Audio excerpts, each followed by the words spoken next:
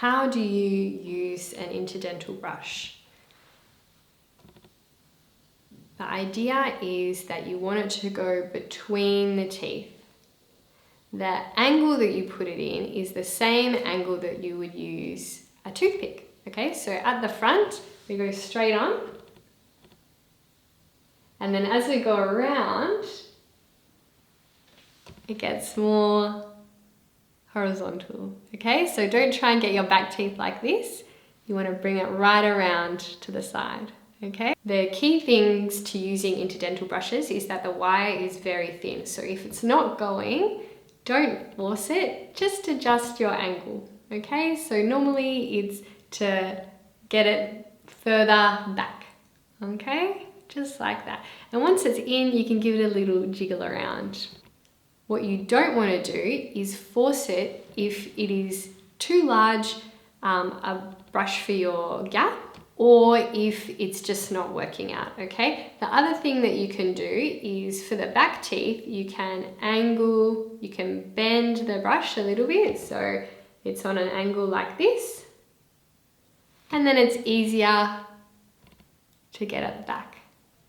A really great tip for you if you are someone who experiences lots of cavities between your teeth, or if you have a lot of fillings between your teeth, or if you are someone who is experiencing reflux, especially while you are sleeping, and your teeth are very vulnerable to getting cavities, especially between your teeth if you have reflux, because the acid just sits in that little crevice between your teeth and the teeth are quite vulnerable overnight, is to dip your little interdental brush into a fluoride containing substance such as your toothpaste, or this product here, which is fantastic. It's called Tooth Mousse. This product isn't just with fluoride, which is one of the main components of making your teeth more resistant to plaque and to acid attack and to cavities, but this also contains the other building blocks of the tooth, such as calcium and phosphate,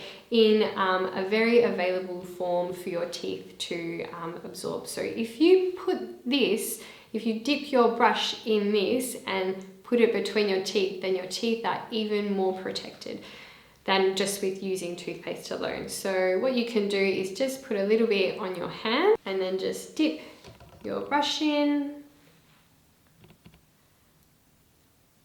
and then just smear it around and leave it on. Okay, so this is a technique that I use every night on myself. I have an area between my two back teeth that is just a constant source of food getting stuck in there.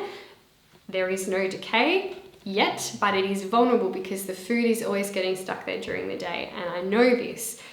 So I want to protect that area because I don't want to get a cavity there, because I don't want to have to get a filling later on.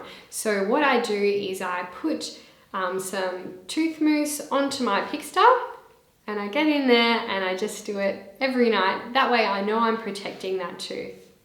You've used your little interdental brush. Now what do you do to look after the brushes? They are reusable. If you have got any little bends or kinks in the wire, then discard it, because when you bend the wire it becomes weaker. So if you had trouble putting it in somewhere and it's kind of a bit bent, time for a new one. Also, if you get lots of plaque or there is a lot of food or debris on your brush, then again, you don't want that to harbour and grow more bacteria. So if that's the case, chuck it away, get a new one. If you have no sort of bleeding, or when you do use the brush there isn't a lot of plaque, then you can reuse it. Give it a really good clean under running water, and you want to let it dry completely between reusing it again, because any surface that is kept constantly moist will be a source of a lot of bacterial growth. So you don't want to be reintroducing bugs back into your mouth that you're trying to keep clean and remove the bugs from. So that's brushes. All right guys, so that concludes the third part of our 3-part series on the tools that you can use to keep your teeth nice and clean and effective at removing plaque.